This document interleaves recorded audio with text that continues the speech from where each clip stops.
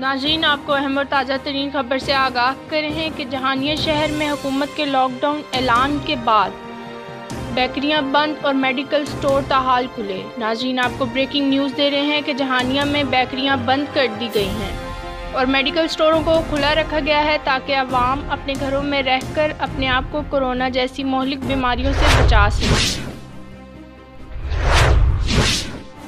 पूरे शहर को इंतजामिया ने कंट्रोल में रखा हुआ है। जगह जगह नाके लगाकर शहर के मेन बाज़ार और सदर बाज़ार को बंद कर दिया गया है, जबकि सब्ज़ी बाज़ार और करियाना स्टोर खुले हुए हैं।